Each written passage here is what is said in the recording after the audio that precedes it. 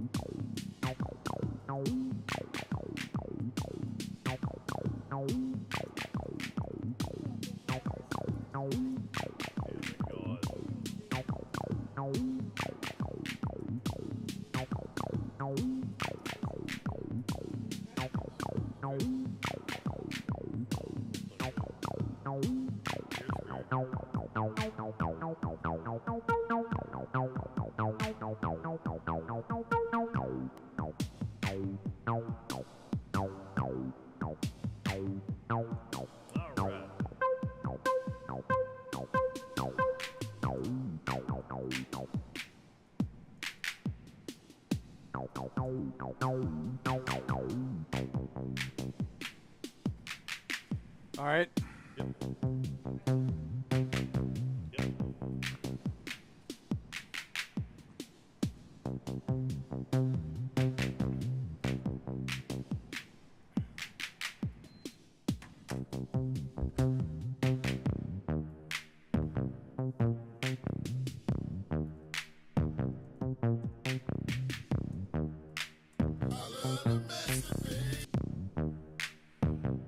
Jace,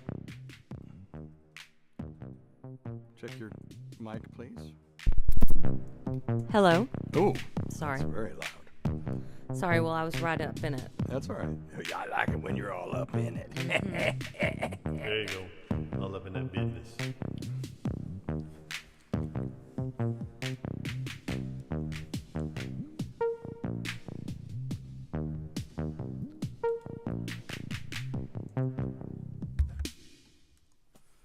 All right.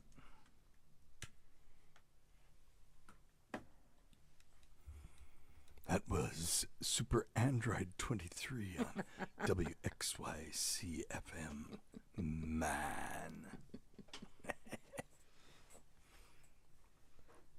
Knew I recognized that. Part of that Super Android 23 owes him some money, so he's not talked to him in a while. Yeah. Well, if you want to get rid of somebody, loan them money. You'll never talk to them again.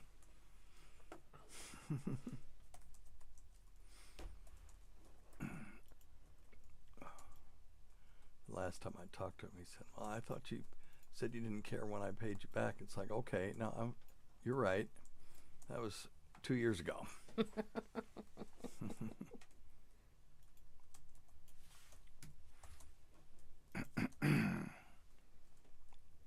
Besides, Super Android 23 is any electronic thing that I'm doing. It's not anybody else. Oh, okay. That's right, by God. All right, you guys ready? Yep. Yeah. Good to see everybody on a Thursday. Yeah, buddy. On a Turds Day. Turds Day. I've got diphtheria crushing my esophagus. I've got Ebola virus dripping from my nose. I've got the leprosy of the heart valve, exacerbating my incredible woes. I want to take my brain out and blast it with the wave, an ultrasonic echographic and a pulsating shave. I want a magic pill for all my ailments, the health equivalent of Citizen Kane. And if I don't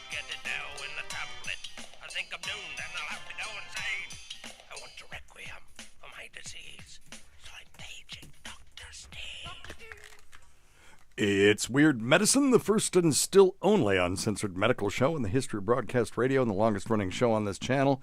I'm Dr. Steve with my little pal Dr. Scott, the traditional Chinese medicine provider who gives me street cred. The wacko alternative medicine assholes. Hello, Dr. Scott. Hey, Dr. Steve. And my wife, Tacey, who is my partner in all things. Hello, Tacey. Hello. This is a show for people who had never listened to a medical show on the radio. If you got a question you're embarrassed to take to your regular medical provider, if you can't find an answer anywhere else, give us a call at 347-766-4323. That's 347. Pooh Head. Visit our website at drsteve.com for podcasts, medical news, and stuff you can buy.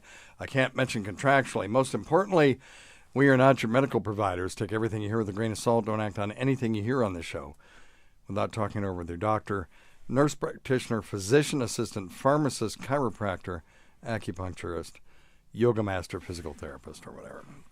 All right. Well, Dr. Scott and Tacey, very good to see you. Check out Dr. Scott's website at simplyherbals.net, simplyherbals.net.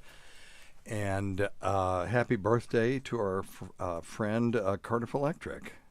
So it's his birthday today. Happy birthday. And one thing I wanted to talk about last week, I left you guys on a cliffhanger because my doctor had gotten an x-ray. And during COVID, I had this cough. It wouldn't go away, so they x-rayed me. I had this sort of hazy place in the left lower lobe of my lung. And they wanted to repeat it, which is good because you never want to just pretend that a left lower lobe or any lobe haziness is just that, just pneumonia till you see it go away. So, of course, it was almost a year ago, and my primary care provider said, let's just get another x-ray.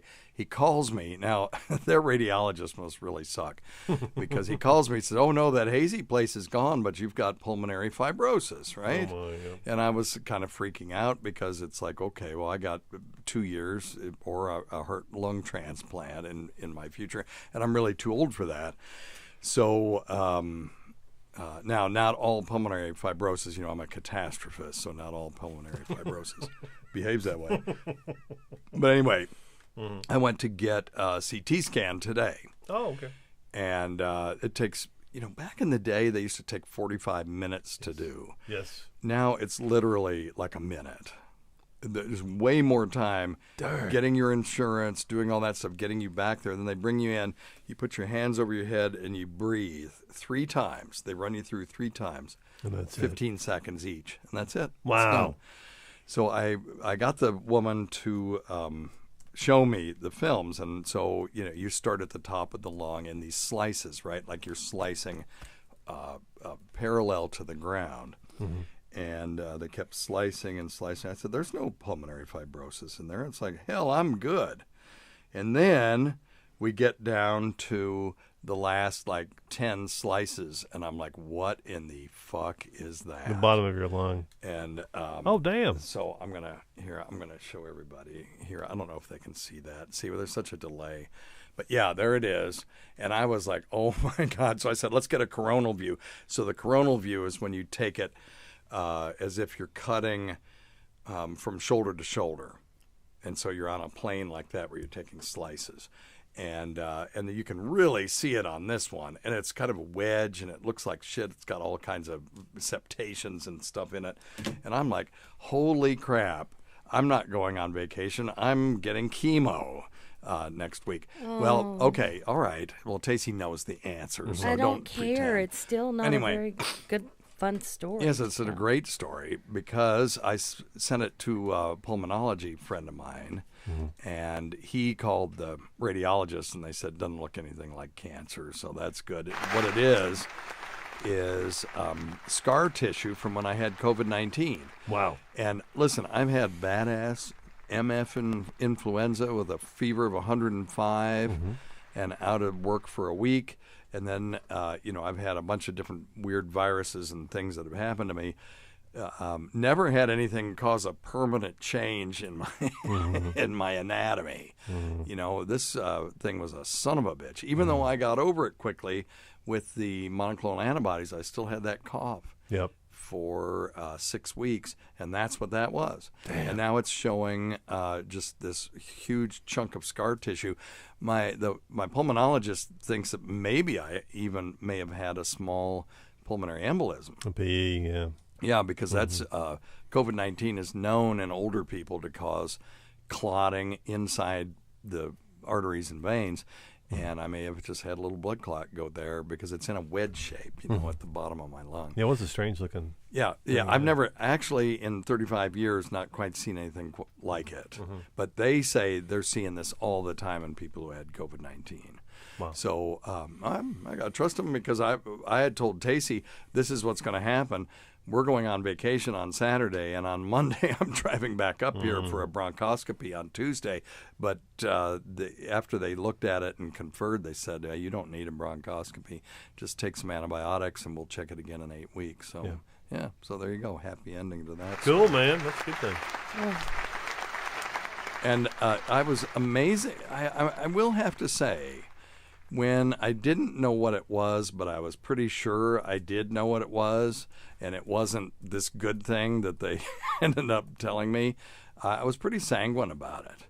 So hopefully when something like that ever happens, I'll handle it well. But anyway, so that was a son of a bitch. A little waker-upper, huh? Yeah, a little bit. Anyway.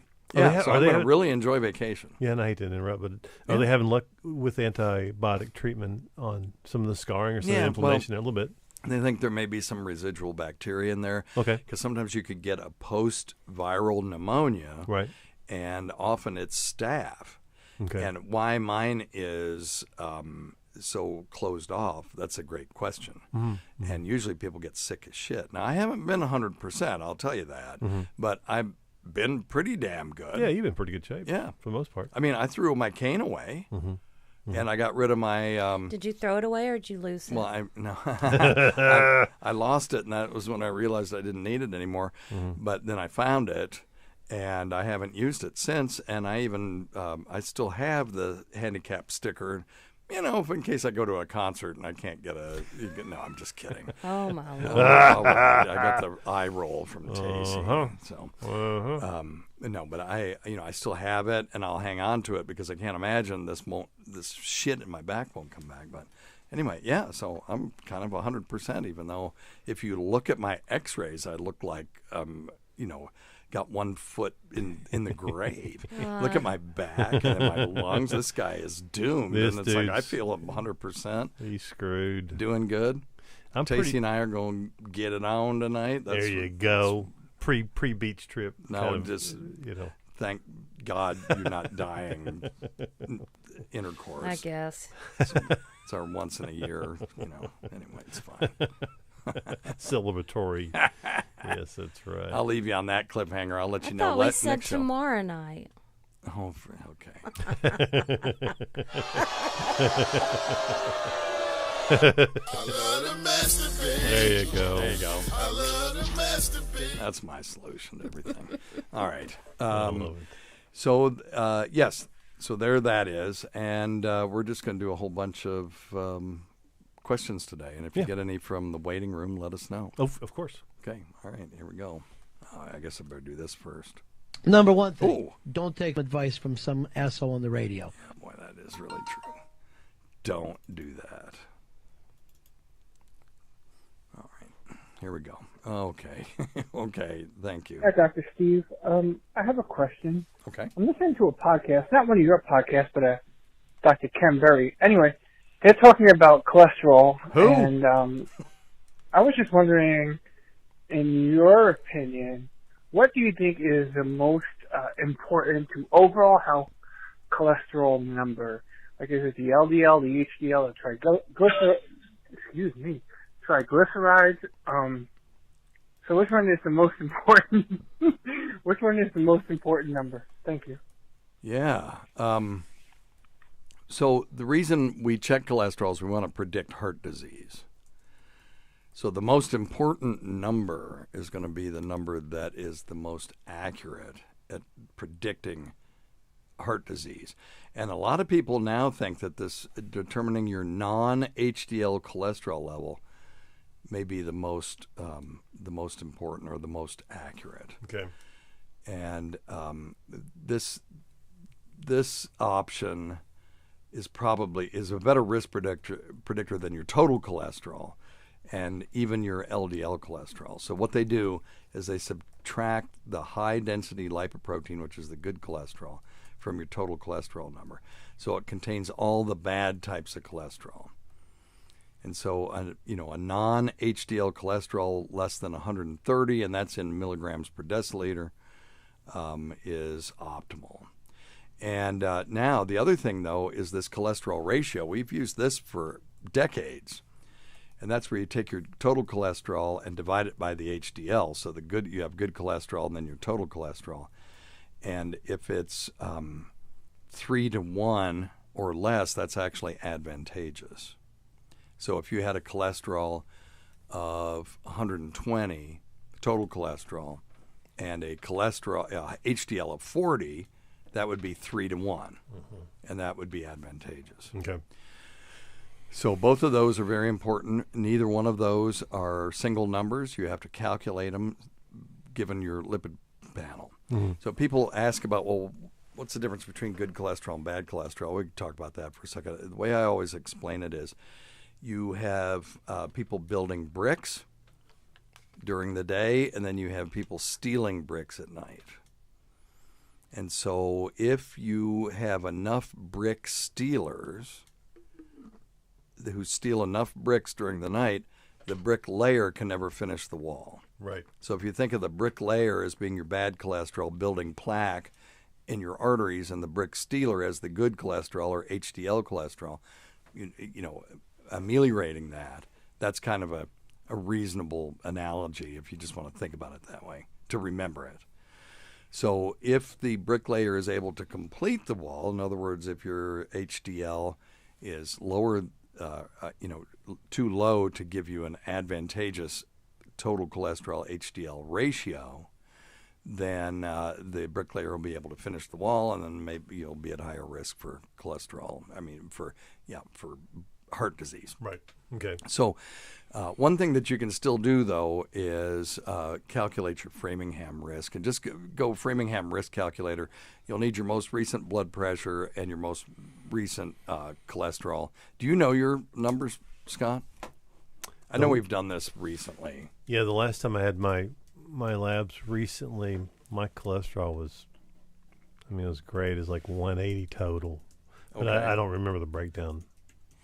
But I had no concerns from my primary doc yet. Yeah, which is a good thing, considering my lifestyle. So But I try to keep perfectly What do you pickled. mean your lifestyle? I try to keep perfectly pickled. Your lifestyle's good. You're thin. I'm active. You're active. You don't smoke. What are you talking about? No medications. What are you talking about? The only thing I do is testosterone. That's it. So you're a male. Yep. Well, how old are you? 54. Damn. Yeah, baby. I'm old. Okay. And your total cholesterol was what? 180? 180. Do you know what your HDL was?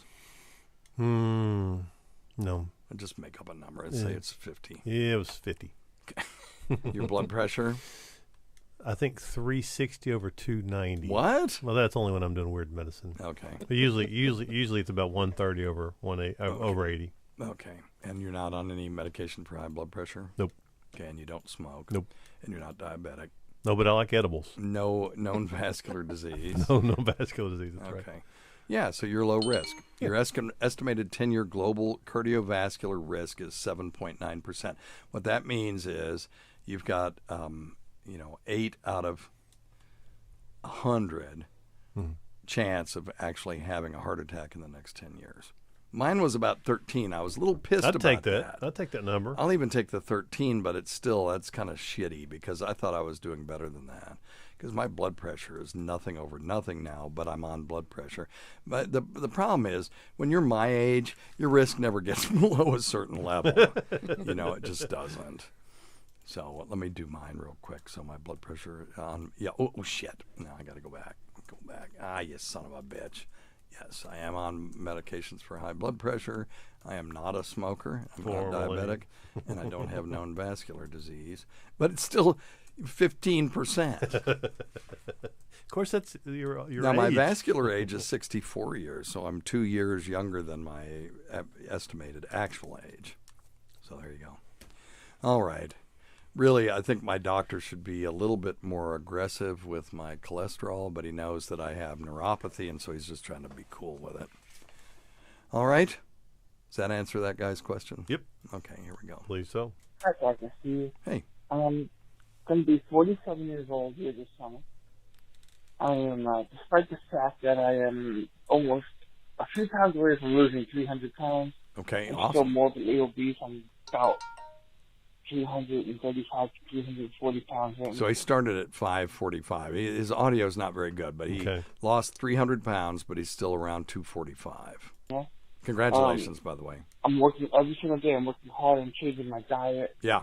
Good. exercise, controlling my blood sugar. So he's changing his diet, doing exercise, controlling his blood sugar. I don't know if you guys can hear him. So You know, my blood pressure and everything else. I'm working really hard. I'm making a lot of good changes. good.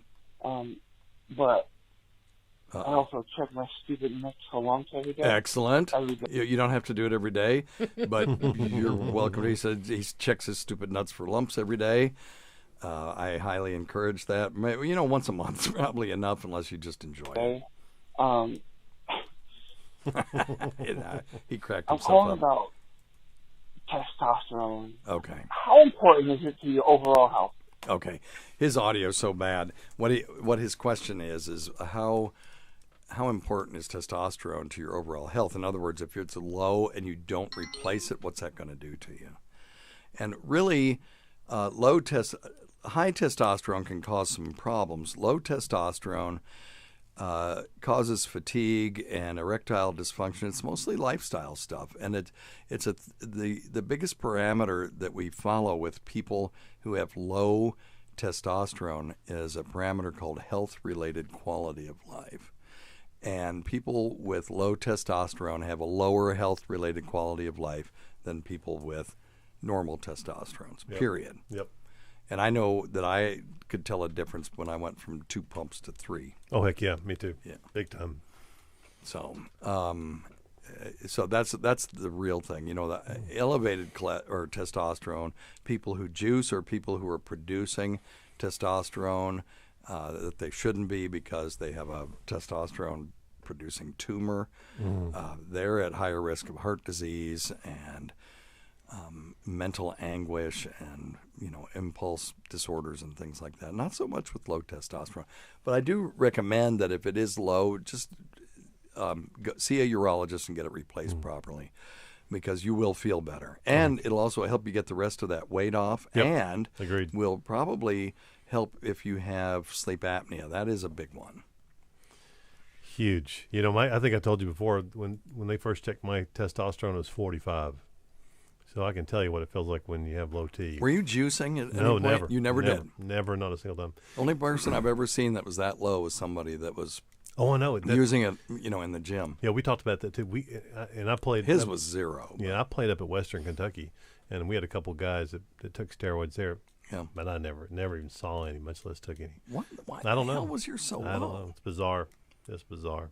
Did they do all the sex hormone binding globulins and pituitary axis Yeah, everything tests else. and everything? Everything else is normal. They did. Yep. So yeah. So I mean, as long It as was I'm just doing the primary shots, it's good. nut failure. Yep. Primary testicular insufficiencies. You had That sounds much more preventable. laziness in the Hey, lazy nuts. in the- lazy nuts. in the jungle region. That may be our new band name, Lazy Nuts. I don't like that one. Well, I've got fatty liver now. Steve's been calling me fatty liver. Well, because they used to call Fez fatty pneumonia, so she's fatty liver now. So you can be lazy no. nuts. Oh, I can be lazy. Old Lazy Nuts. Yep. That Fatty sounds liver and lazy nuts. Sounds That does sound like a band That name. does sound like a great band name. Ooh, Fatty Liver and Lazy Nuts. When I was doing music back in the 80s, one of my alter egos was Les Miserable. Of course, when you read it, it was Les Miserables, but he called himself Les Miserable. It's old Les Miserable. I fancied myself as Tom Waits. As a matter of fact, I put some of that stuff up on Patreon while we're gone. Like every 3 or 4 days, there's going to be some other blast from the past, and some of it is some of my old music. Oh, And you What can a just skip over it. treat. Well, all right. If you want to be a completist, then you have to have some of that stuff. But I I can't. didn't know you liked Tom Waits. Oh, God, dude. Oh, I man. tried to be Tom Waits. As a matter of fact, I wrote this song that was the closest that I ever came, and I performed it in Greensboro, North Carolina, and got a standing ovation. So I was like, oh, hell, I'm on to Wow. something. And but part of it was I did a different solo on a different instrument, between verses and Yeah. stuff. And I can't find it. I can't find a recording of it anywhere. And I couldn't redo it because I just did it off the top of my head. I was just, I was rapping, man. You're improvising, baby. Yeah. Oh, Like wow. the beatnik type rapping, not Yeah. not hip hop rapping. Good. We'll have to. Talking about the state of the Bring that up. state of the world. That's great. Anyway, Yeah, we'll do it. We'll have to do it. Yes, Sean loves Tom I've Waits got too. to find that. I got to go through Yeah. my tape collection. If I find it, I'll put it up here. We can do a couple Tom Waits songs. Okay. Yeah, for sure. Yeah, that'd be cool. Yeah, I'd be totally into I didn't know you were that. Your Oh, music God. knowledge was that Oh, robust. fuck yourself. Jesus. I have thought you just like what's the name of that band, Purple Velvet or something? Purple Velvet. Okay, so you're the one with the deep. Oh yeah, I'm sorry, King Crimson. You're the That's- one with the deep that's right. knowledge. I'm okay. sorry. It was King Crimson. How can I forget that band? Oh my god. Shit. We're gonna play a King Crimson song, and it's in And like, I'm gonna like it. Damn it's it. in like 13/4 Oh geez. rhythm. Yeah. Oh Lord, yeah. Yeah, I will really screw that up. He's warped my kid. He has a King Crimson T-shirt. Well, and not only that, I piled him and a bunch of his friends in the car Yeah. one night, and I was taking them somewhere, and they were like, "Beck, are you going to make us listen to King Crimson again tonight?" And I was like, "Hell Yeah, it's yeah. my boy. The apple didn't fall too far. Well from done, the my tree. friend." No. All right, we'll take another question. So good. This is Jason from Louisiana. Hey, Jason. I used to live in Louisiana. When it's time to drop off the kids at the pool, Okay. I proceed to do so. Okay. After the kids finish swimming Okay. and vacated the pool, the hose that fills the pool Yeah. continues to fill it Yeah. long after the kids have left. Oh, yeah. Is this normal? Yeah. Okay. So this is a euphemism for taking a dump and flushing the toilet. And this is really a question for a plumber, not so much for us, but we can still answer that. When you take a dump or drop the kids off at the pool, as he so eloquently stated, and then you flush it, the turds go down and everything else that you throw in there. And by the way, get a Tushy bidet. If you're someone who takes dumps, that would be everyone in the audience. You need a Tushy bidet. It's the greatest $70-$80 you'll ever spend. You attach it under your seat, and then when you're done doing, strutting your stuff, you turn this dial, and this stream of water and I've got it so that I move around now, so I can get the stream to go side to side and just, sluice the whole crackle area. And it's the greatest thing in the world. And we're going on vacation for 2 weeks. We're not going to have a damn bidet, and I'm going to be very we can pissed. get some wipes. It'll help. No. It will. It'll help. Wipes are like, I used to tell this story way, way, way back. Tacey, you were there, I think, the first time I ever told this, that using paper to get stool off of a hairy ass crack is like trying to get Vaseline off a bear rug with a newspaper. It just can't be done. You're just smearing it around. You'll get some of it up, but you're just smearing it around. Now, this thing, you don't even have to use toilet paper. If you sit there long enough and you read the newspaper or go through Reddit or something, you can just stand up, put your drawers on, and just move on. It's amazing. Now, they make those Toto toilets. It's $10,000. They're expensive. Just get a Tushy. Yeah. Go to stuff.drsteve.com and scroll down there right there. Bobby Kelly turned us on to that. And whenever Bobby says, "Hey, I got something you got to buy it." Oh, wait a minute. Talk Like a Hit to You's got a solution. I guess they've got a portable bidet wand. Ooh. Really? That sounds Well, you have that to sounds shove it good. between your legs. And Well, I don't know, but it I sounds wonder how lovely. that works. I don't know. It's better than carrying look it around a up. hot chicken sandwich, I guess, between your legs. Well, okay. Yeah. Oh, that's another euphemism for having a swamp ass. Is that what you're Something saying? like yeah, that, yeah, yeah. that's a good one. Hot chicken sandwich. I had that this weekend. Exactly. Oh, that's disgusting. Exactly. So, What are we, yeah. what So are we anyway, looking up? portable bidet, Bidet wand. wand. And while you're looking that up, I'll talk about why the water continues to flow. So the stool and all the contents of the toilet get flushed down into that trap, and then they start to work their way into the sewer system. But you've got to fill that tank back up. And so there's always a little bit of, outflow from the tank into the bowl.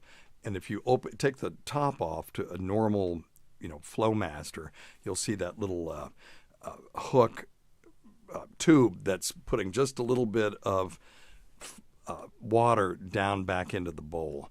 And that just keeps things agitated while the bowl is filling up. And then when the tank fills up, the water level sensor clicks, and then it stops the water from going into the tank any further. And then you're ready for the next flush. What did you find, Taze? Okay, so Tushy makes one. Oh, really? $29. You fill it up with water, and then you squirt it. And Does it use a battery, or do you have to no, just... it's just. It looks like it's just one of those, like you just squeeze it and the water comes out. Oh. It says, Can you do it with one hand? I'm not... take a carefree clean dump wherever, whenever. Do you put it between your knees and squeeze your knees? Is that what it says, like a it's not. bellows? It just says, Because that's a crazy image. Oh my celebrate your butt and clean it right with the perfect stream of cleansing water to wash your travel turds away. God. Oh my word. I see it. Okay, I'm ordering one. And it comes in different colors. Okay, I want one where I can't see if I've made a mess on the damn thing. Okay, we don't have to go. I don't think that it's like. Steve, Okay. Yeah. Okay. It looks kind of like one of those water bottles that you squeeze. yes, that's that what you said. collapsible water bottle. Okay, I'm going to have one sent to us because I got to have it. Okay. Ooh, that sounds good. Oh, now here's a Tushy travel portable bidet tutorial. Let's see. And this is from Tushy, so I'm sure they When you won't gotta mind. go number 2 on the go, the Tushy Travels got you covered Okay, let me just see if she in the stall. demonstrates And it. if you are worried about what people are gonna think, they have no idea. You're filling up a portable butt shower. Yeah, and it looks like a water. Portable. Did she just call it a portable butt shower? Yeah, and it looks like a water bottle, so be very careful with this. Yeah. Can you imagine if somebody, I need a water bottle, grabs this thing, goes running, and they're drinking out of your portable Yeah, 'cause bidet. comes in hot pink or teal. Yep. Okay, she's or filling it black. up. I'm trying to see if she's going to use it, and the answer is no. So, okay, I'll order one, and I'll have it shipped to us where we're going, Ooh. and we'll try it. Ooh. Thank Sounds you. Thank you, Amy. Thank you, Amy. Yeah, you just may have saved my vacation. Not that the pulmonologist is really the one that saved my vacation, because I wasn't getting ready to have a shitty vacation. Mm-hmm. Okay, interesting. All right, thank Cool. you. Okay, here we go. Hey, Dr. Ooh. Steve and Dr. Scott. That doesn't sound like a real I saw accent. that Juul vape just got banned by the FDA. Thought this would be a perfect opportunity to discuss a little bit about vaping on the show. So my question is popcorn lung, have they found that to be real or a myth, or we still don't know yet? And are we discovering other dangers with it? Yeah. Thanks for the answer. Well, I'm going to tell you why they banned the Juul. Do you want to take a guess? They're marketing to kids, I would assume. Nope, I'm going to give you a no on that. Oh, That's rats. what I would have said, Yeah. because I think that was. I don't have a buzzer on this one. Nope. Okay. No, I this is what I think. It's because R.J. Reynolds just got one approved. Oh. Remember, we talked about a long time ago. R.J. Reynolds tried to come out with an electronic cigarette. They were calling it an electronic cigarette at the time. And the FDA That said, was a long time ago, wasn't it? yeah, this was in the 70s, Okay. 80s. Right on. And the FDA said, hell no, we're not going to let you market a quote unquote safer cigarette. And now they finally, they played the long game. So they hung in there and they got one approved by the FDA. And now all of a sudden, Juul is off the market. So can you imagine, though, if you had invested Juul, that the corporation was somebody's dream at some point. Yep. And, and now they're gone. So anyway, the giant corporations win again. Good Lord. Now, the popcorn lung thing looked like it was a specific additive from knockoff vape pens. And the specific additive was vitamin E, if I remember correctly. And they were, for whatever reason, the oil was either contaminated with that, or they were doping it with vitamin E. Maybe they thought it would be good for you or something. But if I remember correctly, you might look up popcorn lung vaping, Dr. Scott, and see if they have anything new on that. Sure. But that was the last time I remember seeing anything. And we have not heard anything about it since that first bunch of cases happened. Mostly because I believe that those offending vape pens were taken off the market at the time. Mm-hmm. And, the vape pen industry would be self-policing because they don't want, shit to happen. And then what's just happened to Juul happened to them. Now, can Juul retool some things and get FDA approval? Absolutely they can. So we'll see what happens. Well, I'm sure that's what they're doing. Saying right now that the FDA did not look at all of their evidence. Yeah. So they can reapply, and the FDA Will do whatever they want. Will do whatever the hell they want to do. Which is why I'm retired. Exactly. Now, I am going to, that is true. The FDA didn't approve your drug.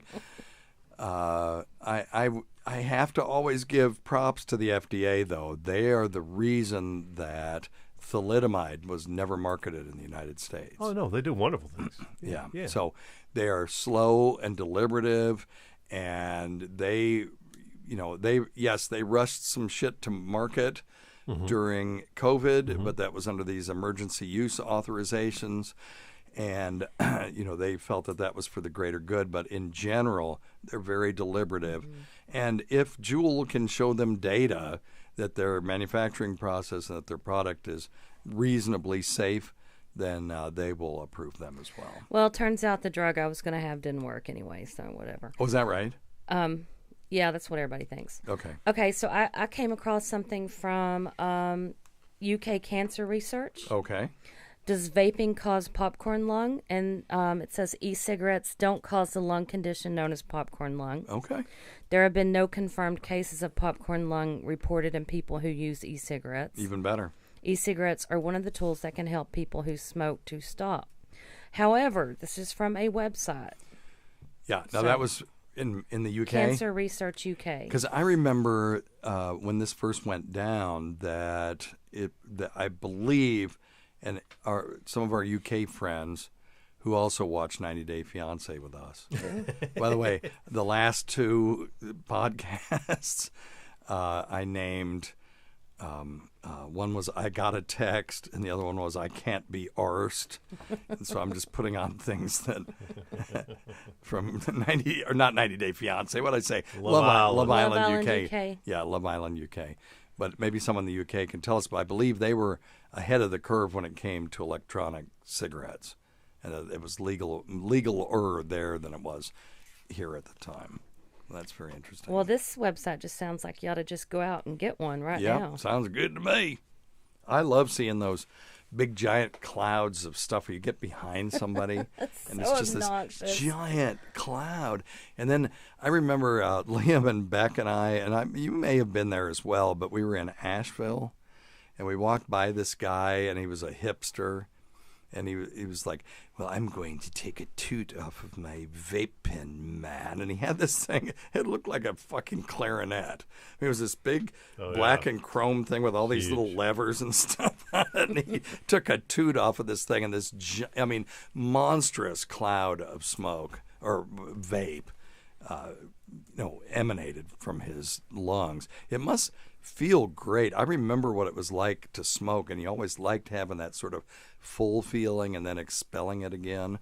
It was sort of like a mini weird lung orgasm, and I'm sure it feels that way. So people are probably getting more and more vape because they want to recreate that feeling. But nothing better than clean, fresh air, my friends. That's right. All right. Let's see here. I just wanted to find out some information about myasthenia gravis. I got diagnosed with it, and if you could do something on the radio, it'd be great. Thank you. Yeah, Bye. absolutely. I hope she's listening. Myasthenia gravis is again, an autoimmune disorder where the body attacks a part of your body, and it attacks the part of the body where signals from the nerves go to muscles to tell the muscles to twitch. And that's pretty effed up, because if you can't send that signal, then, or if it's not received, then you're just going to have weakness. You can't overpower that just by thinking about it, because, of course, thinking about it is nerves, right? Mm-hmm.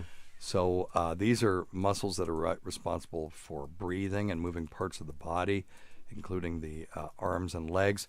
So it's, it won't do anything to your the muscles in your gut so much. It's mostly voluntary muscles, and it's you can get these crises when the muscles that control breathing weaken to the point where you need a ventilator, and that can happen.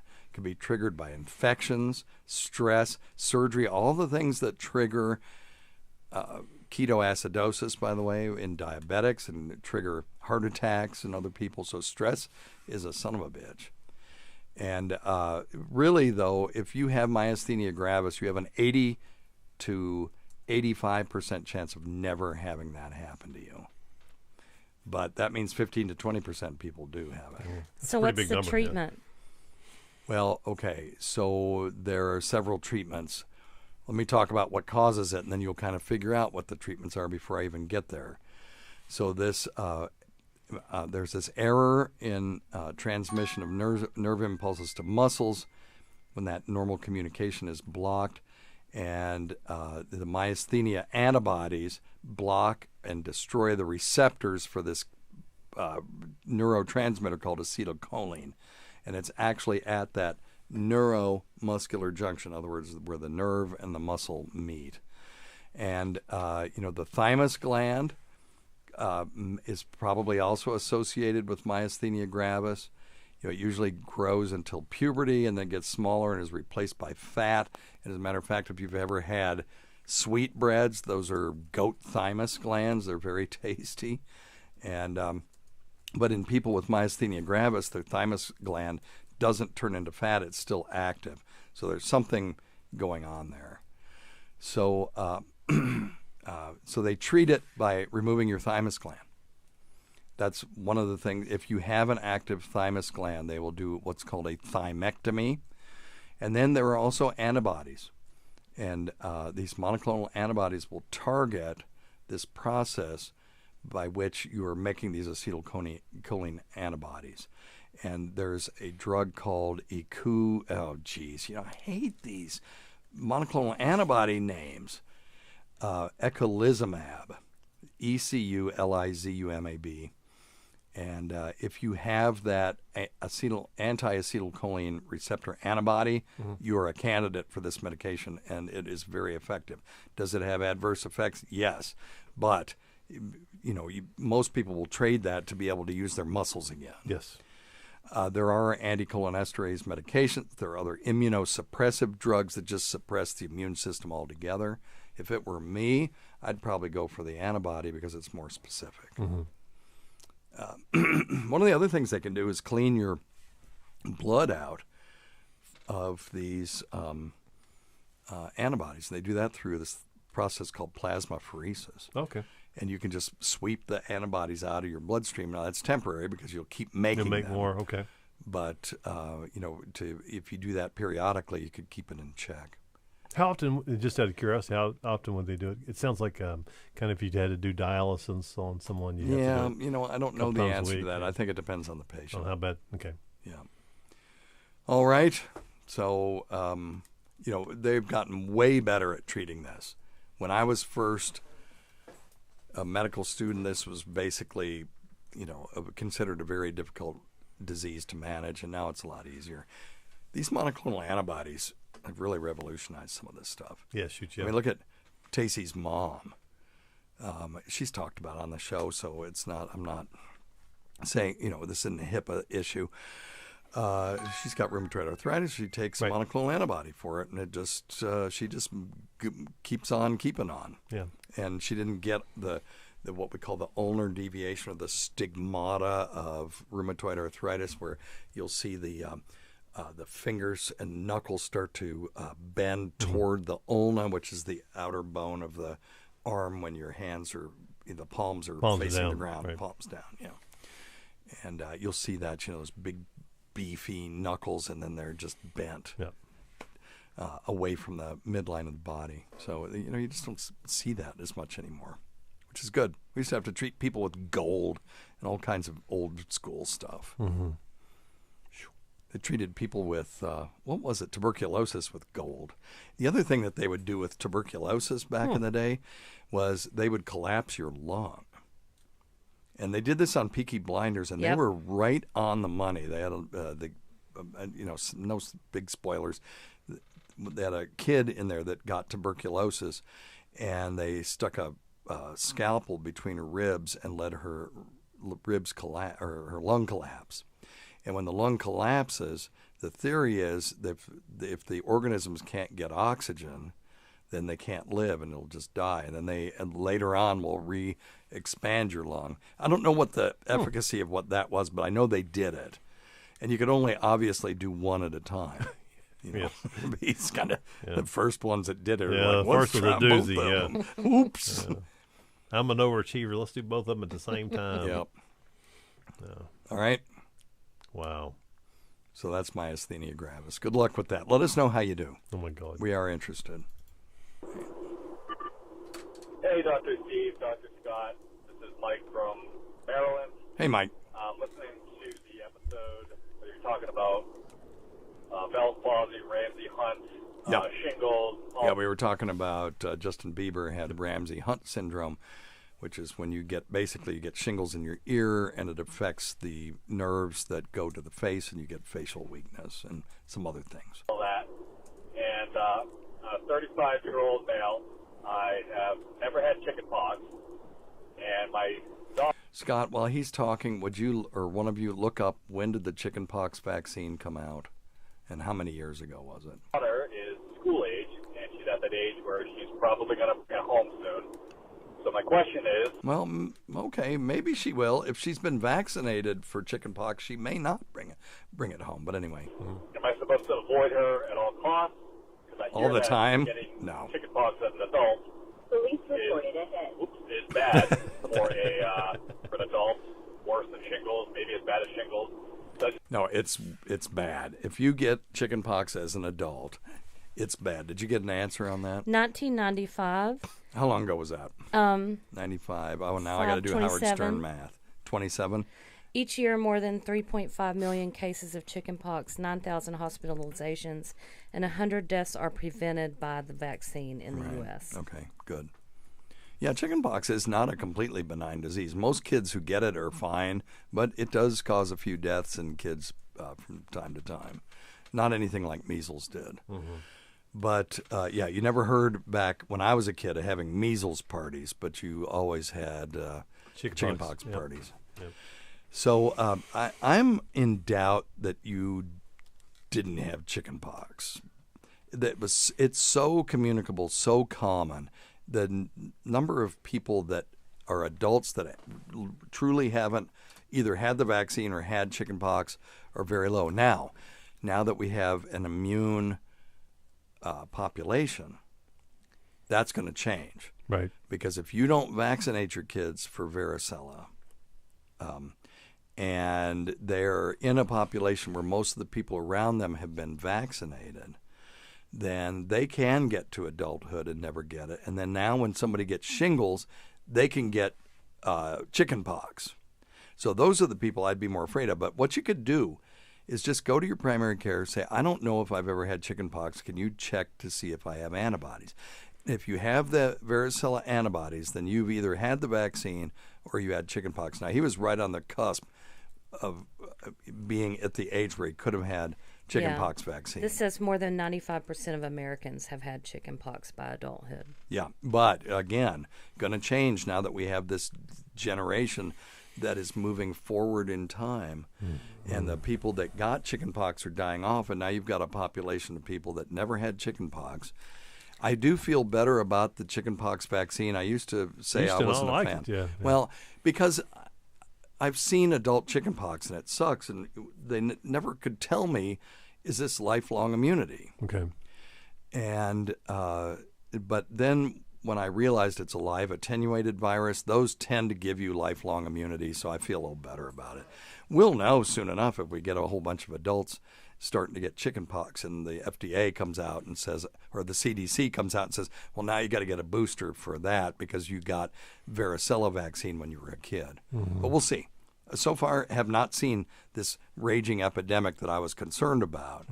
I never said it would happen. I was just concerned that it might happen. Right on. And I do feel better about it now. Good. I mean, we gave Liam and Beck got it. Yeah.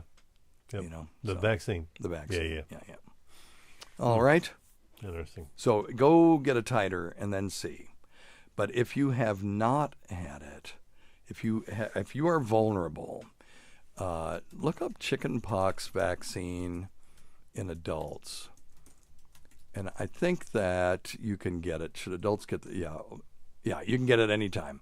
So if your titer is 0, just get the vaccine. And it's 2 doses, 28 days apart. And then you don't have to worry about it anymore. Okay? Yep. All right.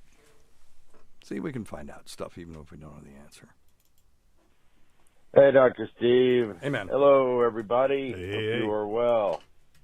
Yeah, thank you. You too. Thank you. I am great. Thank you very much. Let's see. This is Ed from Yalsbury Hey, man. in North Carolina. I am white, 61, and fair-skinned. I grew up on boats and on the beach down in Florida and have a history of melanoma and squamous cells Okay. and the accompanying surgeries that go with that. Yeah.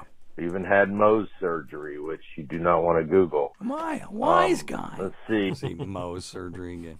Why you? I ought to. Okay, sorry. I've had a couple of bad sunburns, and I was. Let's talk about what Mohs surgery That's is since terrible. I'm being an asshole. That's terrible. Mohs surgery is when you take you cut out a melanoma or some other Suspicious lesion that you're really worried about, and you look at it, you freeze dry it, or freeze it, and you do a quick fixation, and you look at it under the microscope, and you keep taking slices after slice after slice, deeper and deeper till you don't see any cancer cells anymore. Right. So it's a way to just sort of increase your odds of getting it all. Right on. Pretty dark brown during high school. So I don't even know how many procedures I've had to remove squamous or carcinoma of various skin cancers. And so my dermatologist has put me on 1,000 nicotinamide. milligrams of niacinamide twice a day as a way to suppress frequency of skin cancer. Yes. And hey, Tacey. Yes, sir. You need to send a text to PA Jill since she had melanoma twice and see if she's taking nicotinamide. There was a really good study that showed that nicotinamide. How you spell it? Like nicotinamide. So Nicotinamide. There you go. Right. And it's 500 milligrams twice a day. And this study showed a 23% reduction in new non-melanoma skin cancers compared with those that took placebo. And then new diagnosis of basal cell were reduced by 20%. And then I'm trying to find the melanoma, the melanoma numbers. Now I can't find those. But anyway, so this was for non-melanoma skin cancer. So I'm going to pause this real quick and see if I can find the melanoma numbers. Hang on.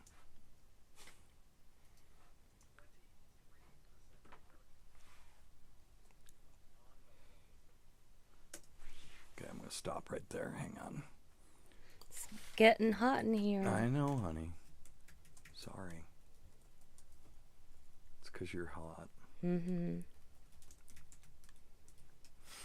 Okay.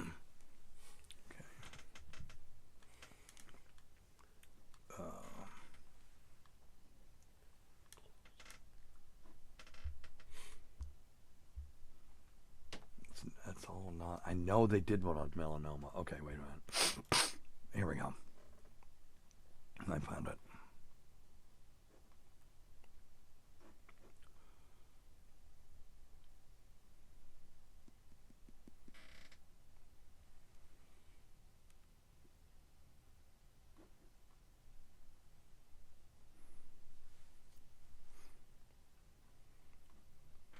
And while you're looking, can I address Talk Like a Hick to you?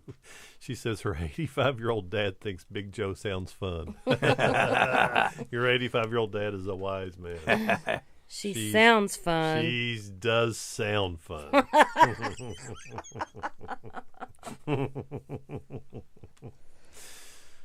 Yep. Okay. She really sounds fun. Okay, you ready? Yep. Sorry. No, you're fine. We weren't laughing when And the melanoma data, I've got data from 2017, and it's still iffy, but it says because nicotinamide reduces the incidence of certain precancerous lesions in high-risk individuals and enhances repair of DNA damage in melanocytes, melanin, the pigmented cells. It's a promising agent for chemoprevention of melanoma in high-risk populations. I will keep looking to see if I can find data that demonstrates a statistically significant improvement in people that take nicotinamide. But there's absolutely no downside to it. Right on. There's no downside to it. Hell, take it. Yep. And the thing is, if you were exposed to that much sunlight, you're probably not just at risk for melanoma. But melanoma is the one that you really want to prevent if that you dude's can. describing me, I'm Yeah. afraid. Well, maybe you should be taking some nicotinamide. I'm going to take it today. You should put some in your Astragalus stuff. Ooh. And they're like double dose. Another thing for for give me a bunch of shit about. For what ails you. No. My horse liniment. Yeah. Horse paste. Horse paste. Good Lord. Oh. Remember we talked about, speaking of horse paste, that we had a YouTube video deleted and we got a content strike, which is a big deal against our channel. They reversed it.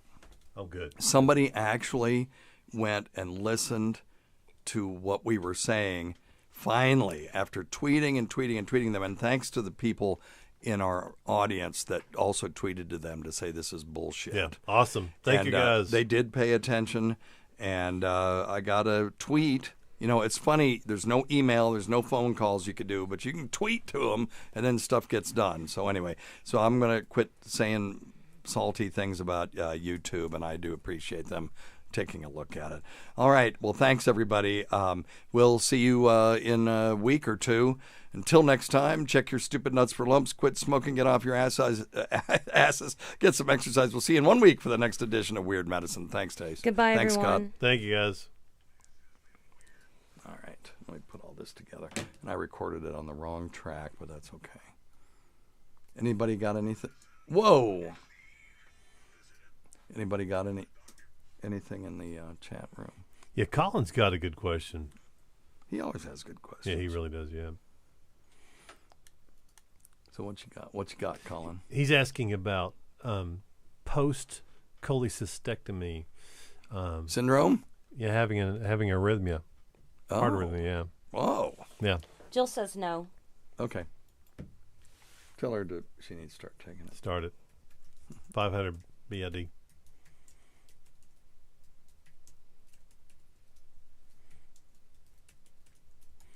Tell her I said to get back in there and start throwing some Botox in some eyebrows.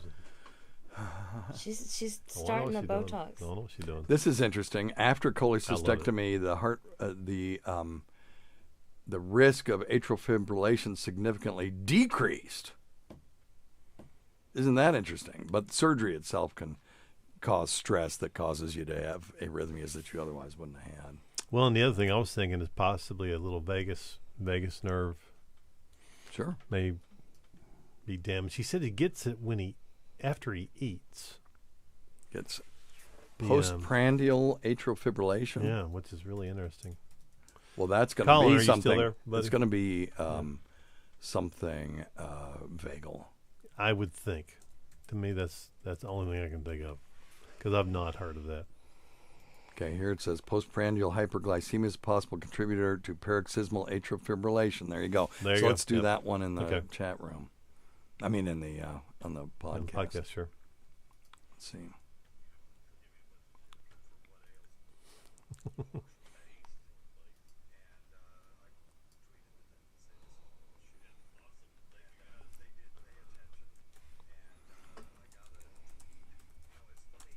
Okay, we'll just start there. Oh, Tace, what should I, in honor of Love Island UK, what should I name this one? Bell End? Whatever you want to. No, what were some of the things that they said? I got a text. Yeah, I named that You one. named that one already? I named one, I got a text. What else do they say? They say some crazy stuff. He was right shitting it, I think, but I can't really name a podcast episode of that. All right, well, let's get going. Okay, you ready? Yep. So before we go, Scott, you had a question from the waiting room. Yeah, great question from Colin. What could possibly cause Colin Quinn? Colin, no, not that Colin Quinn, thankfully, because he's the one that straightened you out. Thankfully, no, we want him to call in. What are you talking about? That is true. Dr. Steve, I hope you're better I love at this. prostate screenings than you are at radio screenings, you son of a bitch. One of my favorite things That is awesome. Love Colin.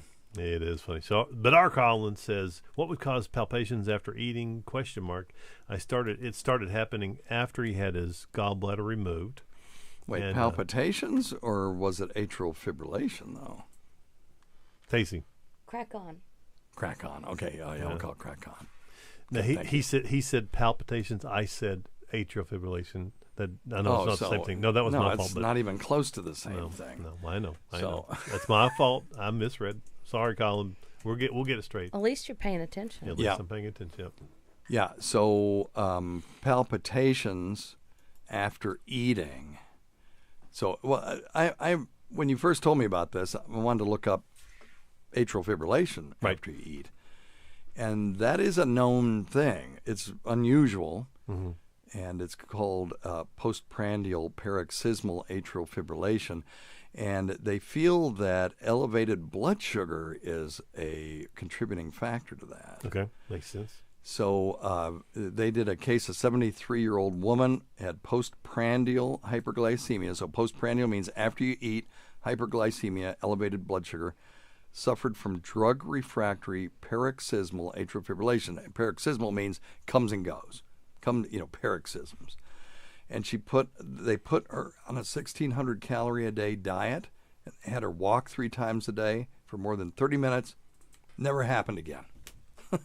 After 6 months. Wow. It was done. Never happened again. That's incredible. That was pretty interesting. So these authors, based on an N of 1, said diet and exercise should be considered as initial therapy in patients with paroxysmal atrial fibrillation who also have postprandial hyperglycemia. But if we're talking palpitations, that's a different thing. Now, that can be something like this. Okay. Palpitations is where you feel skip heartbeats or heavy heartbeats that are also paroxysmal. Right. So normally you don't feel your heart beating in your chest. You can feel it if you feel your pulse, either in your neck or in your wrist, but you normally don't feel it in your chest. And when you do, we'll call that a palpitation. Okay.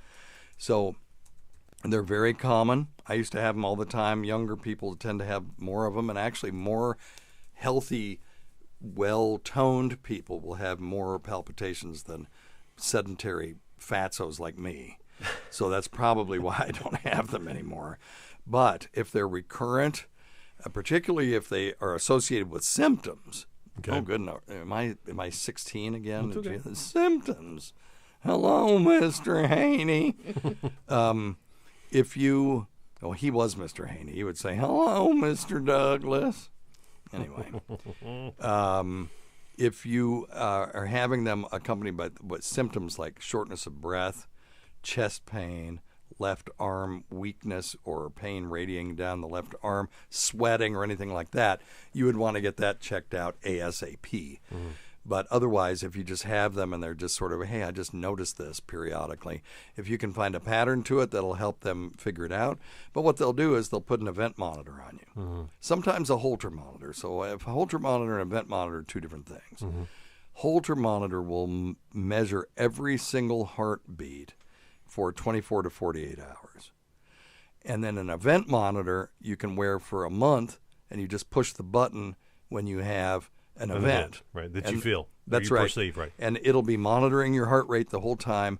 And then when you push the button, it'll go back 10 seconds or 15 seconds, capture those, capture this thing, and then the next 15 seconds. And then they upload it, and they can look at it and say, oh, yeah, well, you're just having regular PVCs, which are premature ventricular contractions. Those happen every once in a while. The heart will just skip a beat. And when it does, or it beats too early, really is what it is. So you'll get beat, beat, beat, and then beat, beat. And then it just sits there. It doesn't know what to do. It can't quite repolarize yet. So, but while it's sitting there doing nothing because it did 2 beats in a row too fast, it's still filling up with blood coming from the venous side of the circulatory system. It's not pumping out any arterial blood right now. Okay. But venous blood is still pouring in, and the heart's getting bigger and bigger and bigger until it gets so big it just goes dong, dong, dong, dong, dong. It has to beat several times to get back to equilibrium Kind of again. catch up. Yeah, to get caught up. Okay. And those you will feel. Yep. Come on. Yep. And but you can get this from a shitty diet too. So people who are in really good shape or people who are in really, really bad shape can get palpitations. Mm-hmm. They can be accompanied by myocardial infarction. In other words, if you're they will accompany a myocardial infarction. If you're having a heart attack, your heart becomes sort of irritable electrically, and then it'll just start beating like crazy. Sometimes you'll get palpitations with that. So whenever somebody comes in with chest pain, we're always asking them, are you having any palpitations? Are you sweating? Are you nauseated? Do you have pain going down your left arm? Those are all signs that contribute to the clinical diagnosis of heart attack. Right. All right? Okay, anything else? I believe that's got it. All right, well, that sounds good to me. Tacey, you got anything? Nope. Scott, you want to plug anything? Simply Herbals. Yeah, Simply Herbals. Nasal sprays. .net. CBD. Similar to your... What? Her nuts. What is Simply her balls? Her nuts. Oh my God! I think heat's getting to me. It's hot again. It's kind of like her nuts. Kind of like her nuts, her balls. Oh my God! I've lost. That's sort of like Myrtle's always gets it. You know the joke. What's the best time to go to the dentist? Tooth hurdy. And then Myrtle always gets the punchlines wrong, and she'll say, "Well, the best time to go to the dentist, I reckon, is right before closing time because ain't nobody there." And there, it's just so stupid. She gets all the jokes wrong. Oh, and then then Cletus will just explain them all. Yeah, but I know mine. I'm such a dumbass. But the CBD nasal spray is well, you're not pretty good. known as Scott the Joke Man. No, so that's I'm Jackie. Not. No, so that's okay. You Scott can you cannot the tell. nut. What is it? The Simply her balls. The soft nuts or whatever. I don't even know withered what the nuts. fuck you're talking about now. I don't want to know how soft your nuts are. I don't want to know any of that. You're fatty liver, and I'm. Oh, he's no lazy nuts. Lazy nuts. Yeah. Okay. Yeah. Old lazy nuts. Yeah.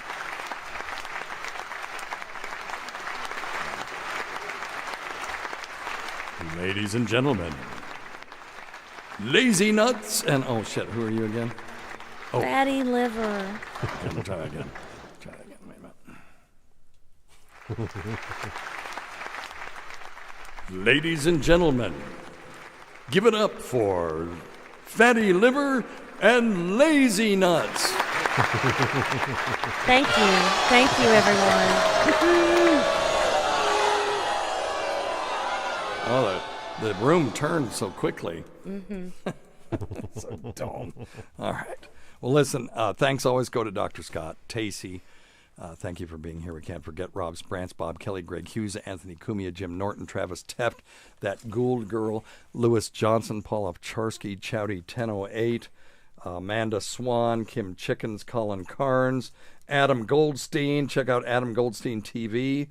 Richard Kish.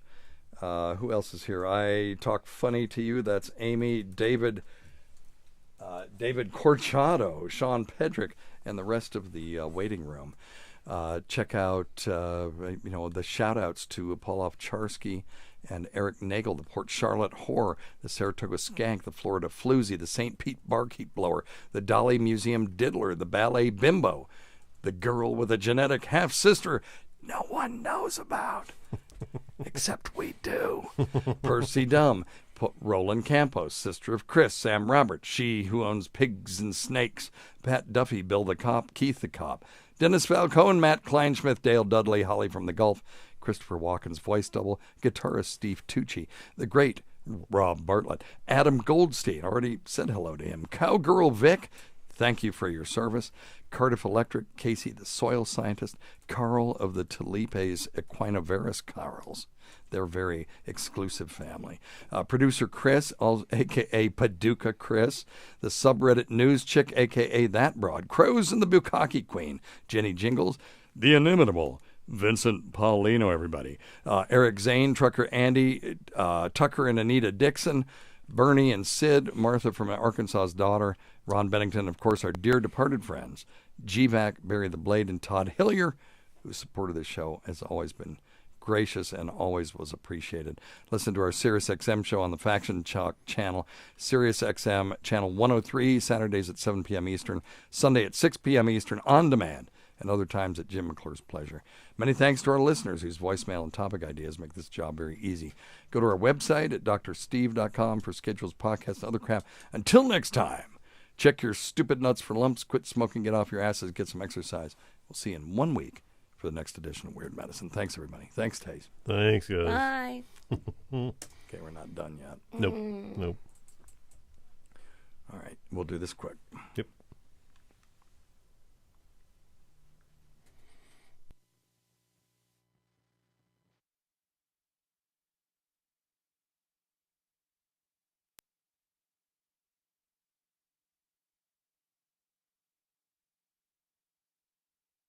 Why did the barf and the booger fall in love?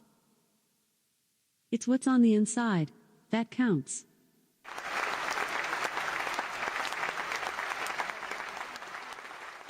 Did you hear about the contest to win a ton of cow manure? To the victor, go the soils.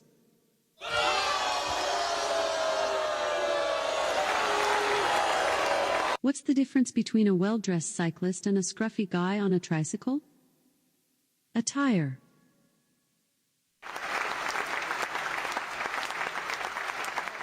If you just read the bio for Dr. Steve, host of Weird Medicine on Sirius XM 103 and made popular by two really comedy shows, Opie and Anthony and Ron and Fez, you would have thought that this guy was a bit of, a clown. Why can't you give me the respect that I'm entitled to? I've got diphtheria crushing my esophagus. I've got Ebola virus dripping from my nose. I've got the leprosy of the heart valve, exacerbating my inevitable woes. I want to take my brain out and blast it with the wave, an ultrasonic, echographic, and a pulsating shave. I want a magic pill for all my ailments, the health equivalent of Citizen Kane. And if I don't get it now in the tablet, I think I'm doomed and I'll have to go insane. I want a requiem for my disease, so I'm paging Dr. Steve. Dr. Steve! From the world-famous Goldstein Cardiff Electric Network Studios, it's Weird Medicine, the first and still only uncensored medical show in the history of broadcast radio. Now a podcast. I'm Dr. Steve with my little pal, Dr. Scott. traditional Chinese medical practitioner, gives me street cred with the wacko alternative medicine ass hats. Hello, Dr. Scott. Hey, Dr. Steve. And my partner in all things, Tacey. Hello, Tacey. Hello. You're looking lovely today. No, I'm not. This is a show for people who would see I'm a liar, who would never listen to Big medical fat show on lie. the radio. Lie. If you have a question, you're embarrassed to take to your regular medical provider. If you can't find an answer anywhere else, give us a call at 347-766-4323. That's 347 Poohhead. Follow us on Twitter at Weird Medicine or at drscottwm. Visit our website at drsteve.com for podcasts, medical news, and stuff you can buy. Most importantly, we are not your medical providers. Take everything here with a grain of salt. Don't act on anything you hear on the show without talking over with your doctor, nurse practitioner, practical nurse, physician assistant, pharmacist, respiratory therapist, chiropractor, acupuncturist, etc., etc., etc. All right. Don't forget to check out stuff.drsteve.com. That's stuff.drsteve.com for all your Amazon needs, where you can scroll down and see all the things that we talk about on this show. And definitely check out Dr. Scott's website at simplyherbals.net for his CBD peppermint nasal spray, which is quite outstanding. And it's the stuff. It's the real stuff. Go to cameo.com/weirdmedicine, or go to Cameo app and just look for Dr. Steve Weird Medicine. Look, it's $5-7. I'm going to be we're at the beach right now. We'll do one, by God, at the beach. 3 sheets to the wind, telling your mama that she's got, some nasty fluids or something. It's so cheap. Oh, one of those? Yeah, it's so cheap. It's fun. We'll do them. Tacey and I will even do it if you want. Just tell me what you want. I love doing those, and I do them for nothing because I like doing lots of them. So check that out. And then patreon.com/weirdmedicine. Great place to go if you want to do a deep dive. Tacey and I do things that are not done on this show. And we have celebrities come in and ask us questions. We just do Patreon exclusive questions. And I did a couple of more in-depth analyses of some of the recent news, sort of clickbait stuff in medical journalism. Check that out. Patreon.com/weirdmedicine. The tiers start at $5. I know you're paying $5 here, $5 there. Check it out. If you do the $20 tier, you can get every single show that we've ever done, plus some that were never broadcast. And you can I give you a link to our Dropbox, and you just download it all. And the more people that do that, when I inevitably croak, because we all do at some point, there's more chances that there will be some stuff out there that will live on in posterity. Let's say my kids 10 years from now go, oh, we're finally interested in what Dad was doing. And maybe one of you guys would have it. So anyway, check it out, patreon.com/weirdmedicine. I'm trying to archive it, but you know how kids are. All right. Okay, there you go.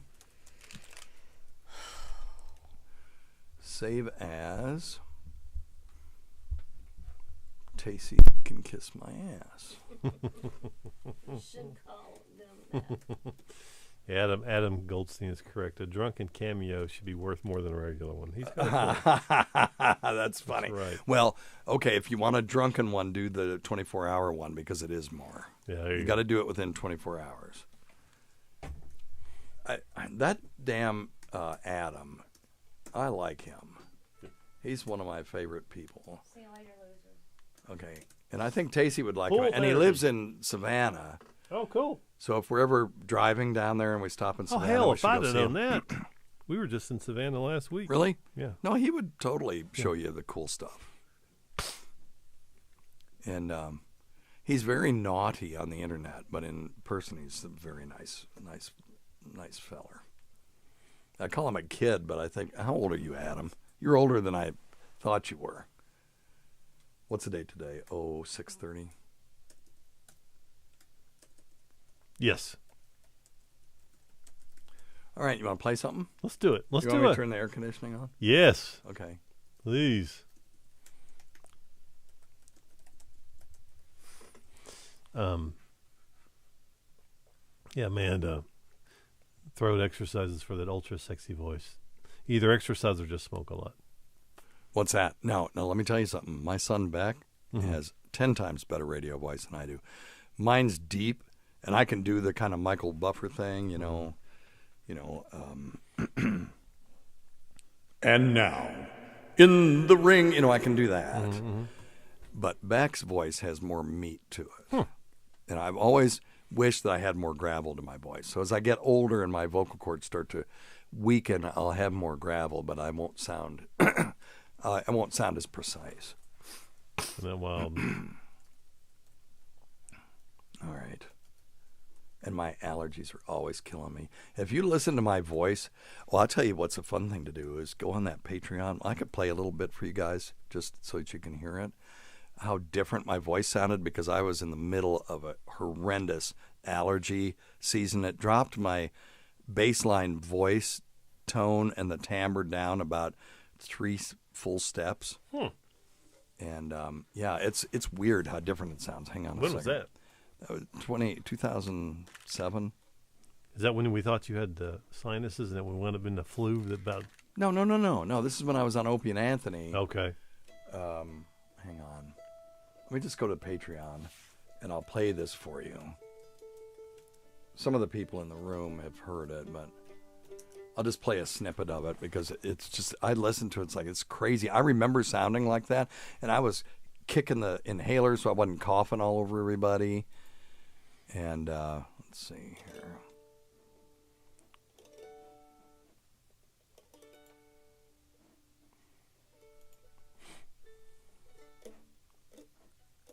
Yeah, classic. First appearance on O&A. See, let me play this. Hey, we got, I gotta tell you, we have a lot of people that stop by and say hi, and in between commercials during the other side of the show, Anthony and Jimmy ran off to meet Dr. Steve, and I'm thinking to myself, man, these guys never run off to meet anybody. No. But Dr. Steve is in-house, and you guys ran off to say hi to him. Dr. Steve is legendary. Absolutely. Who else can I call and ask chlamydia and hepatitis questions to? Is it normal when I piss that I have to fucking grab the little, what are they called? The towel rack? No, it should be joke books and fucking read them before I start talking. Fucking cocksucker I am. What? Thank you, Mars. Sir. Hey, we got, I gotta tell you, thank you, Mars. Sir. Hey, we got a calling right at 9:45, so we should break right now so we can get him on the phone after the break, okay? Right. So we'll do the Dr. Steve thing. We got a nice live audience. Let's do that. Danny's move on with the next segment. We lines from the 8-track porn. We'll do in an hour, and then Dr. Steve's doing an hour? Yeah. Is that it? Yeah, I'm just going to do this the whole... Do it. Just move your... Thad and Sam. Oh, God. I actually never heard Thad and Sam. But I have... Weird Medicine with Dr. Steve. Will it be better than Musical Adventure Hour?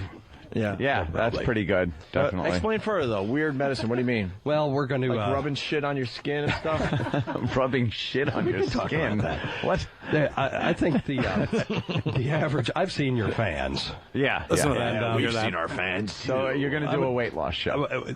I think that health isn't always the number one priority. True. With some of your fans. So we're going to work on that a little bit. And we're going to we may do some weight loss. I've actually got a segment on why being fat can save your life. So that might be encouraging for some of your listeners. Now wait, how does that get followed up? Like if you get hit by a bus. Anyway, you could hear, and they were they were stunned by the quality of my voice. If I went in there now for the first time, that wouldn't be the case, I don't think. But anyway, all right. Yeah, it sounded real good for radio that day. Perfect. There you go. Harvest Moon. And I can still do it if I do my inhalers and do my throat exercises and drink something before I go on. That, by the way, was when everybody was still getting along, October 12th, 2007. And it was so much fun. When the three of them were getting along, it was the greatest show that was ever on the radio. All right. Nope. All right. All right, what are we playing? Let's do do a Tom Waits, since you like Tom Waits. Oh, yeah?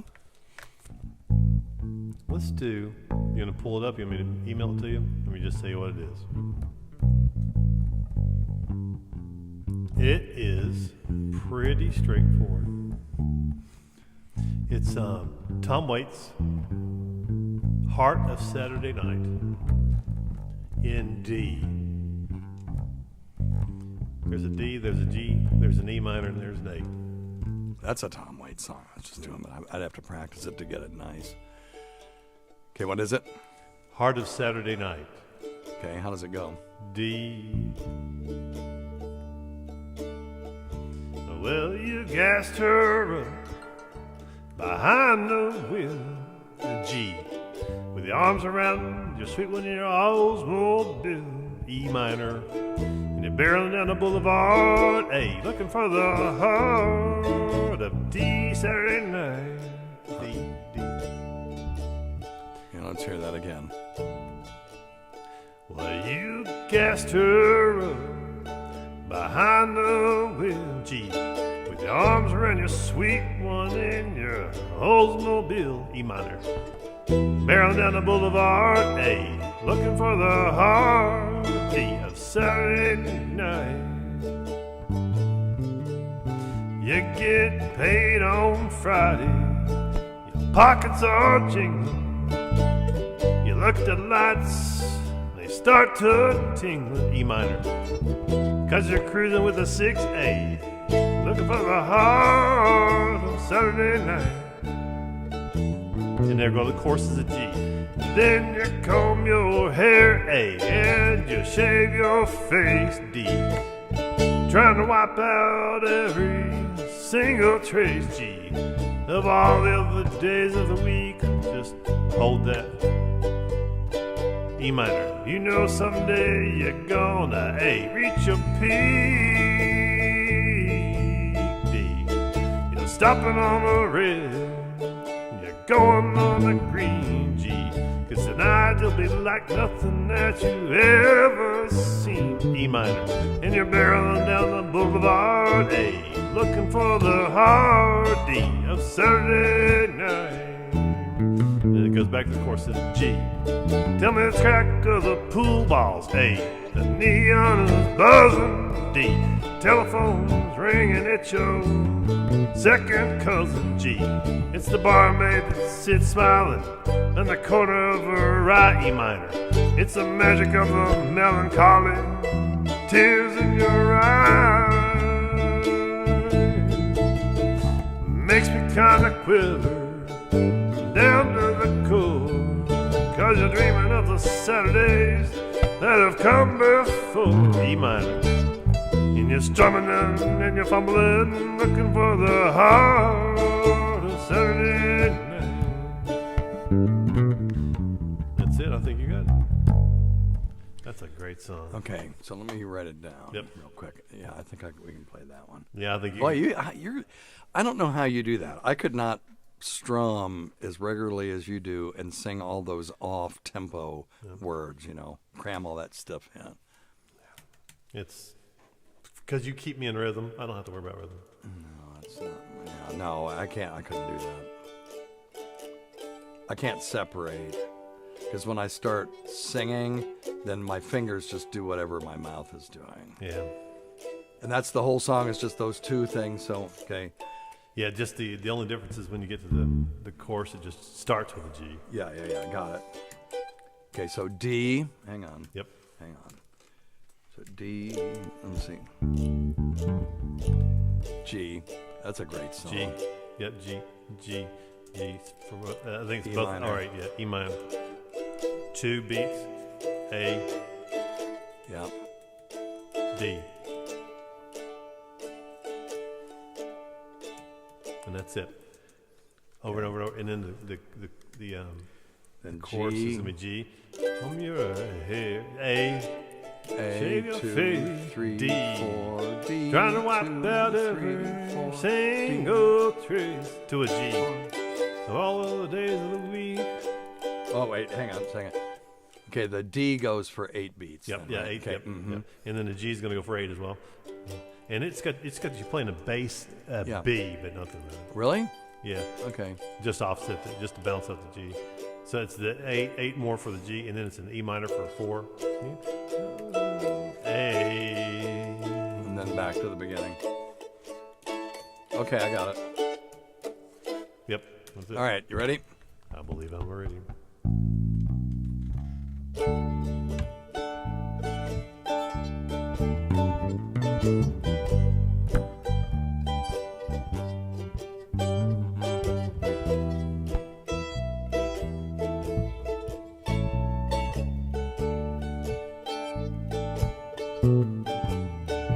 Well, you gassed her up behind the wheel with your arms around your sweet one and your Oldsmobile. And you're barreling down the boulevard. You're looking for the heart of Saturday night. You're getting paid on Friday. Your pockets are jingling. You look at the lights and you start to tingle, 'cause you're cruising with a 6 and you're looking for the heart of Saturday night. Then you comb your hair and you shave your face, trying to wipe out every single trace of all the other days of the week. You know someday this Saturday gonna reach your peak. Stopping on the red, going on the green. Tonight's gonna be like nothing that you've ever seen, 'cause you're barreling down the boulevard and you're looking for the heart of Saturday night. Tell me it's the crack of the pool balls, the neons buzzing, telephones ringing, it's your second cousin. It's the barmaid that sits smiling from the corner of her eyes. It's the magic of the melancholy, tears in your eyes. Makes me want to shiver down to the core, 'cause you're dreaming some Saturdays that have come before.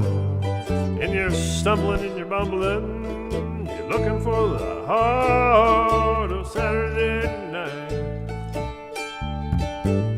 Well, you gassed her up, you're behind the wheel, with your arms around a sweet one in your Oldsmobile. And you're barreling down the boulevard, and you're looking for the heart of Saturday night. Back to chorus. It's the crack of the pool balls, the neons buzzing, telephones ringing, it's your second cousin. It's the barmaid that sits smiling from the corner of her eyes. It's the magic of the melancholy, tears in your eyes. Makes me want to special down to the cool. And you're dreaming of the Saturdays that have come before. And you're stumbling, you're fumbling, looking at the heart of Saturday night. Back to G. And you're stumbling, you're fumbling, looking for the heart of Saturday night. Back to G.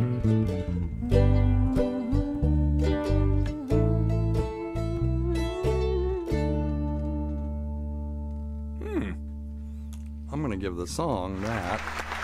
I like it. It's terrible. That's a great fucking song. That's a great song, yep. Yeah. Okay, what's this one called? That is called Heart of I'm Saturday sure I've Night. heard everything. Did Tom you ever Waits. listen to Captain Beefheart? Oh, yeah. What's this, Heart of what? Of Saturday Night. Okay, I guess I could have inferred that from the chorus. Yeah, sorry. See, so when I did my concert in Greensboro, it was called the Kingsport Artists Alliance, and the Kingsport artist was me. And we did a couple of songs that was the most, and we didn't record it. Oh no! But I got this thing to where it really sounded like Captain Beefheart. That was what I was going for. Was that sort of chaos? Yeah. You know, It's tough. You know, it was great. Yeah, God, that's it was so good. That's one of the big regrets in my life. The one regret was that I didn't have sex with the 65-year-old woman that night when I was 17, when I boned the 44-year-old in the same room. And the second one is that we did not record that show because I was really, really proud of the music that night. Yeah. I wish I could hear it. Yeah. That would be cool. Me too. But anyway. That's a good song. Okay, yeah. That's a good song. You got anything else before we get out of here? Anybody? All right, Anybody got anything? Anybody need anything? Nope. Nope.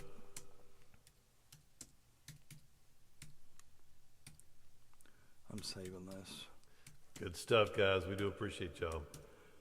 So really, it goes E minor A and then does A again. At least the way you were playing it in the chorus. So you were doing G, A, D,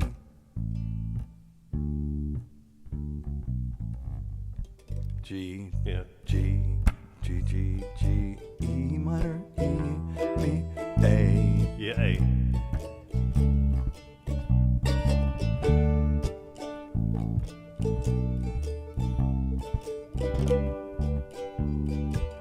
Let's see.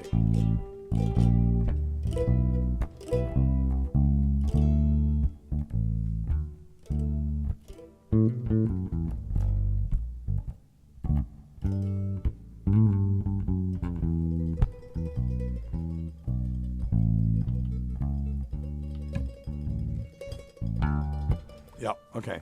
That's a good one. I like it. Have to practice that while you're gone. Take your traveling bass with you. Yeah, that's not happening. That's not going to happen. I might take my rhythm box, though. Everybody got to hear that at the beginning of the show. Let's see if it'll play Tom Waits' rhythm.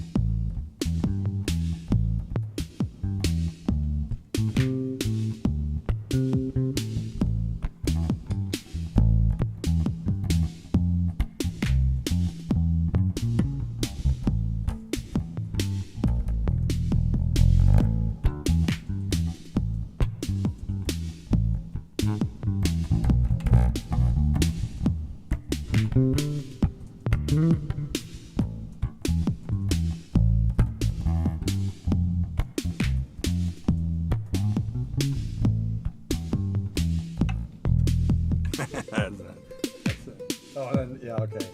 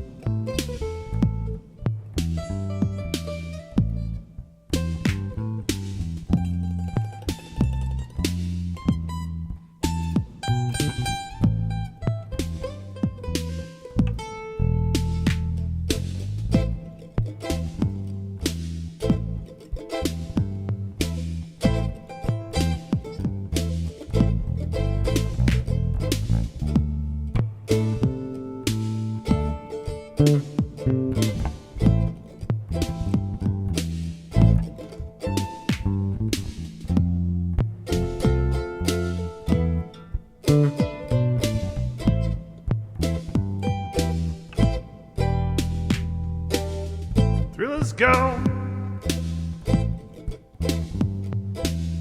Thriller's gone away. Thriller's gone now, baby. Thriller's gone away. You done me wrong, and you'll be sorry someday.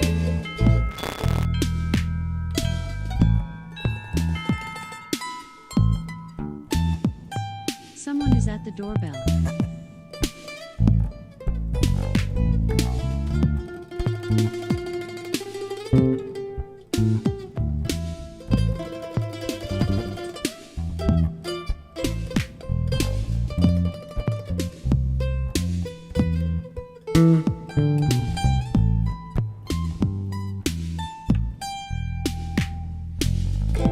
is gone.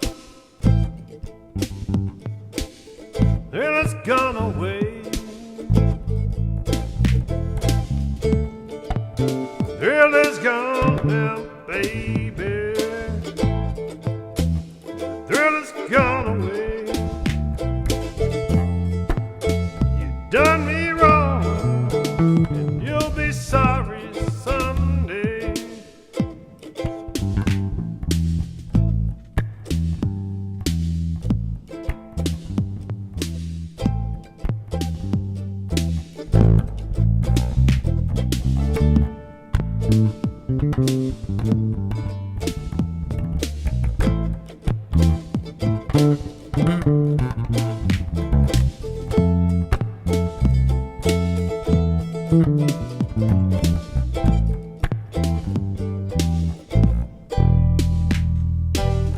Thrill is gone.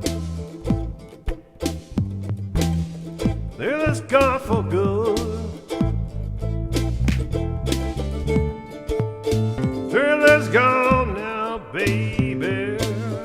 Thrill is gone for good. You know I'll live on. So sorry you'll be.